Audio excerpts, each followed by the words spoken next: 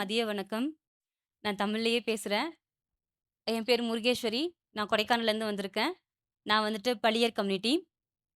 இந்த பளியர் கம்யூனிட்டி வந்துட்டு ஒரு அழகான ஒரு அ பழங்குடி மக்கள் இவங்க. நாங்க வந்துட்டு எப்பவுமே காடுகளை, வனங்களை சார்ந்து மட்டுமே நாங்க வாழ்ந்துட்டுருக்கோம். அம் எங்க பளியர் பழங்குடிகள் மட்டுமே வந்துட்டு காட்டை சார்ந்து வாழ்ந்தவங்க இல்ல. இப்போ வரைக்குமே அ பழங்குடிகள் எல்லாமே காட சார்ந்து மட்டும் தான் வாழ்ந்துட்டு இருக்காங்க. அவங்க எல்லாத்துக்குமே காட தாண்டி வேற எதுவும் தெரியாது. இந்த பழங்குடி மக்கள், இந்த பளியர் பழங்குடி மக்கள் வந்துட்டு இப்போ வரைக்குமே ஆறுகளையும், அருவிகளையும், மலைத்தொடர்களையும் மட்டுமே வழிபடக்கூடிய ஒரு மக்களா நாங்க இருக்கோம். ஒவ்வொரு காலநிலைகளுக்கும் ஏற்றவாறு வந்துட்டு எங்களோட உணவுகள வந்துட்டு நாங்க அப்பப்போ மாத்திட்டே இருப்போம். மழைக்காலத்துக்கு தகுந்த மாரி உணவுகளையும், வெயில் காலத்துக்கு தகுந்த மாரி உணவுகளையும் நாங்க எடுத்துப்போம். வறண்ட நிலங்களுக்கு ஏற்ற மாரி எப்படி வாழணும், வறண்ட காலத்துக்கு ஏற்ற மாரி எப்படி வாழணும் அப்படின்ற ஒரு தகவமைப்ப வந்துட்டு நாங்க பளியர் மக்கள் வந்துட்டு அத நாங்க கையாண்டுட்டே இருக்கோம்.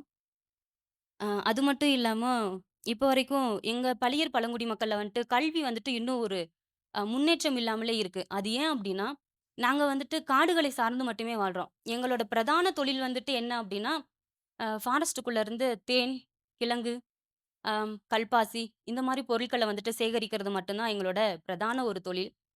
அதனால வந்துட்டு எங்களோட அப்பா, அம்மா அவங்கலாம் வந்துட்டு எப்பவும் வீட்ல விட்டுட்டு போற பழக்கம் யாருக்கும் இல்ல. எப்பவுமே ஃபாரஸ்ட்டுக்குள்ள அழைச்சிட்டு தான் போவாங்க.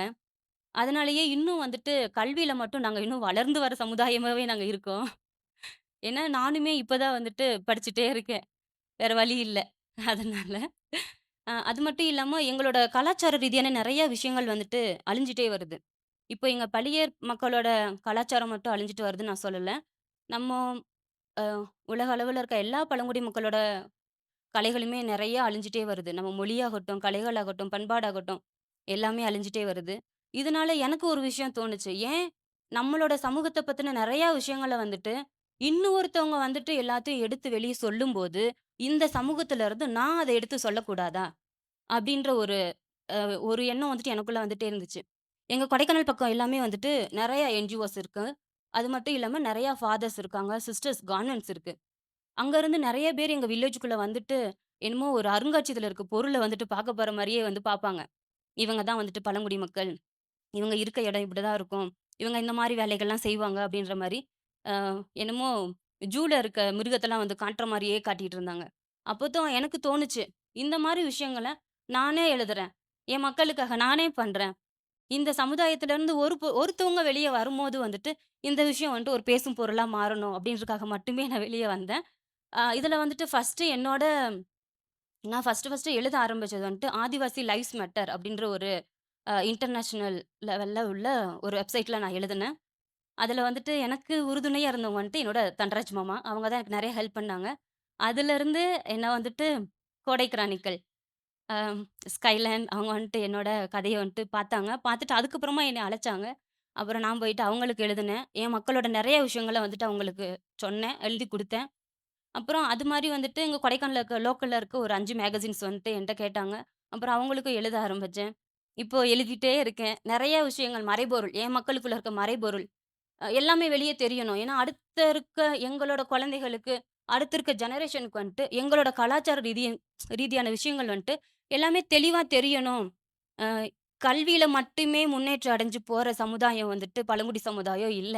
கல்வியோட சேர்த்து கலாச்சாரத்தையும் சேர்த்து ஊட்டி வளர்க்குற ஒரு சமுதாயம் தான் பழங்குடி சமுதாயம். அதனால எல்லாத்தையுமே நானே வந்துட்டு எடுக்கணும், எழுதணும் அப்படின்ற மாரி வந்தேன்.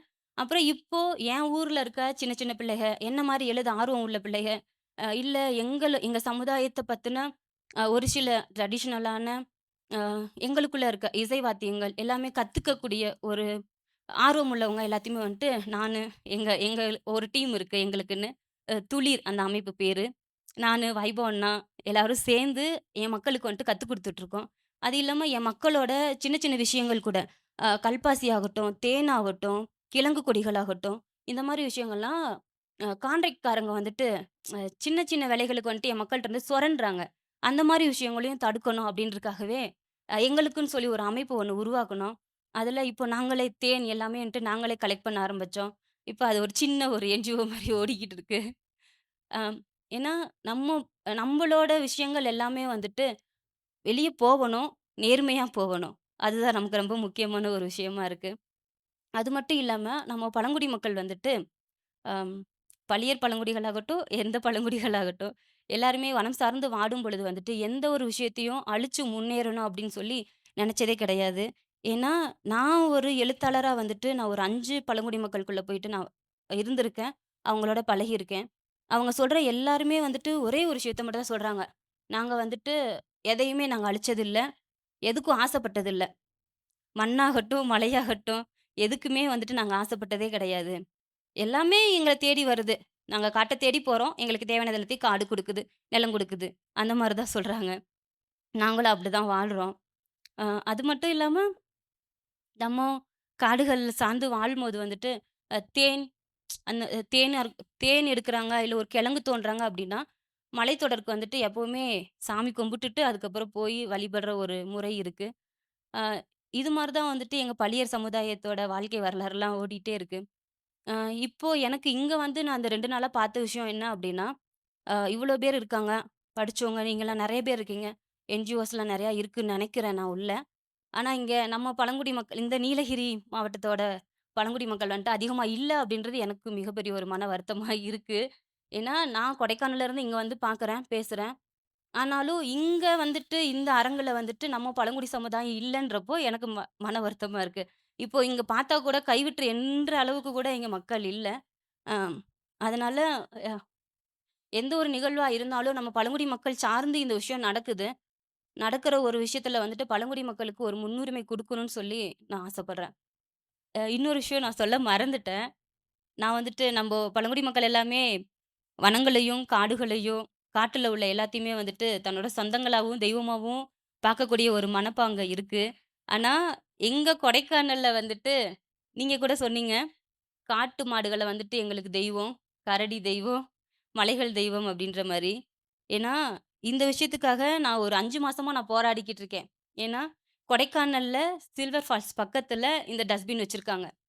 ஏன் வச்சாங்க அப்டின்னு சொல்லி நான் கேஸ் போட்டேன். நம்ம தான் எத பார்த்தாலுமே நம்ம பொங்குற ஆளாச்சே! எனக்கு இந்த அ நான் அதிகமா வந்துட்டு கொடைக்கானல்ல தான் வேலை பார்க்குறேன். ஆனா, என் ஊர் வந்துட்டு கொடைக்கானல்லேருந்து ஒரு 7 கிலோமீட்டர் தொலைவுல இருக்கு. நான் இந்த இடத்த கிராஸ் பண்ணி போம்போதெல்லாம் எனக்கு தோணும். "ஐய்யய்யோ! இந்த டஸ்ட்பின் இருக்கு. ஆனா, இந்த காட்டு மாட எலும்பு கூடு மாரி வச்சிருக்காங்க. அதுல ஏன் குப்பை போடுறாங்க?" அப்படின்னு சொல்லி தோணிட்டே இருந்துச்சு. அப்போ திரும்ப நானும் என்னோட வைஃப் சேர்ந்து கேஸ் போட்டோம். கலெக்டர்ட்ட போயிட்டு மனுவும் குடுத்துட்டோம். ஆனாலும் இப்ப வரைக்கும் அதுல ஒரு ஆக்ஷன் கூட எடுக்கல. அதுல இன்னொரு விஷயம் அப்படின்னா, அது எங்க காட்டு மாடே இல்ல. வெளிநாட்டு காட்டு மாடு. எந்த காட்டு மாடா இருந்தாலும் காட்டு மாடு தானே அது. இப்ப அதுக்கப்புறம் எங்க ஊர்ல இருக்க எல்லாருமே சேர்ந்து மனு குடுத்து எழுதிலாம் குடுத்தாச்சு. ஆனா, இப்ப வரைக்குமே இது எடுக்கவே இல்ல. ஆனா, இத பத்தின எல்லா விஷயத்தையும் நான் இந்த ட்ரஸ்ட்டு கிட்டயும் நான் போய் பேசிட்டேன். ஆனா, அவங்க என்ன சொல்றாங்கன்னா, "நீங்க கரெக்ட்டா, ப்ராப்பரா நீங்க வாங்க. அப்போ வந்துட்டு நாங்க இதெல்லாம் எடுக்குறோம்" அப்படின்றாங்க. எனக்கு இதுக்கு மேல எப்படி போராடணும்னு எனக்கு தெரியல. ஏன்னா நான் போராடிட்டே இருக்கேன். எனக்கு அந்த டஸ்ட்பின் வந்துட்டு என் ஊர்ல இருக்கக்கூடாது. ஏன்னா இது ஒரு ஒரு மனுஷன வந்துட்டு இது மாரி வச்சா, ஒரு இடத்துல வச்சா 4 பேர் போற இடத்துல ஏத்துப்பாங்களா? ஏத்துக்கவே முடியாது. அத எப்படி இந்த காட்டு மாட மட்டும் எப்படி வைக்கலாம்? நான் கொடைக்கானலுக்குள்ளேயே நான் சொல்லியிருக்கேன். இனிமேல் எந்த ஒரு ரெஸ்டாரண்ட் ஆகட்டும், எங்கனாலும் சரி இந்த குரங்கு, பன்னி, காட்டு மாடு இந்த மாரி டஸ்ட்பின்ஸ் இருந்துச்சு அப்படின்னா, அவங்க மேல கேஸ் போடுவேன்னு இருக்கேன். இதுக்கு எங்க ஊர் மக்கள் எல்லாருமே வந்துட்டு எனக்கு கையெழுத்து போட்டு குடுத்துருக்காங்க. ஆனாலுமே இப்போ வரைக்கும் எந்த ரியாக்ஷனும் இல்ல. ஆனா இந்த டஸ்ட்பின எடுக்கிற வரைக்கும் நான் ஓயவே மாட்டேன். நன்றி. எனக்கு பேச வாய்ப்பளித்த அனைவருக்கும் நன்றி.